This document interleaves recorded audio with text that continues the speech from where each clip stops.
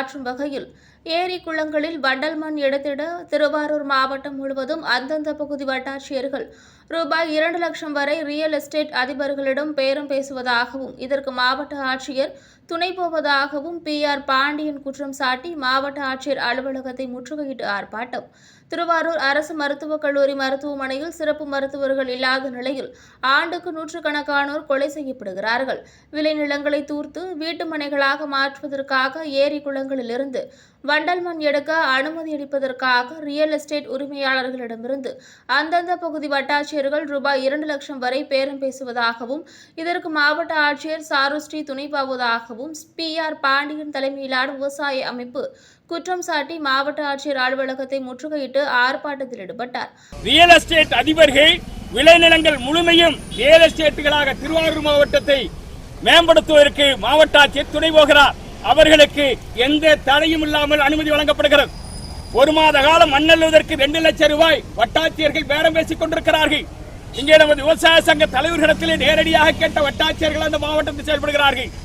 எந்த கட்டுப்பாடுகளும் கிடையாது. ஊழல் லஞ்ச முறைகேடுகள் இன்றைக்கு சீர்கட்டு கிடக்கிறது. நமது குடவாசல் திமுக ஒன்றிய செயலாளர் பிரபாகரன் தனது விளைநிலத்துக்கு தன் வீட்டிலிருந்து சென்று வருவதற்காக விவசாயிகளுடைய விளைநிலங்களை அத்துமீறி சட்டத்திற்கு புறம்பாக அபகரித்து பல கோடி செலவை செய்து அந்த சாலை அமைக்கிறார். பொதுமக்களுக்கு எந்த பயன்பாடும் இல்லாத நிலையில் அந்த சாலையை அவர் அமைக்கிறார். அவருக்கு தடுக்கிற விளைநிலங்களை கொடுக்க மறுத்த விவசாயிகளை காவல்துறையை வைத்து அச்சுறுத்துகிறார். வருவாய்த்துறை வைத்து அச்சுறுத்துகிறார். சட்டத்திற்கு புறம்பாக அவர் செயல்படுகிறார். எந்த நடவடிக்கை எடுக்கவில்லை.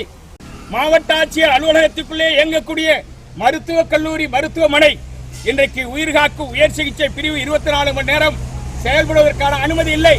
அதற்கான நோய் காக்கும் மருத்துவர்கள் இல்லை. மூளை நரம்பியல் நிபுணர்கள், அறுவை சிகிச்சை நிபுணர்கள், இதய பிரிவு அறுவை சிகிச்சை நிபுணர்கள், மருத்துவ நிபுணர்கள், அதே போல சிறுநீரக மருத்துவ நிபுணர்கள், அதே போல உயிர்காக்கும் மருத்துவர்கள் நியமிக்கப்படவில்லை.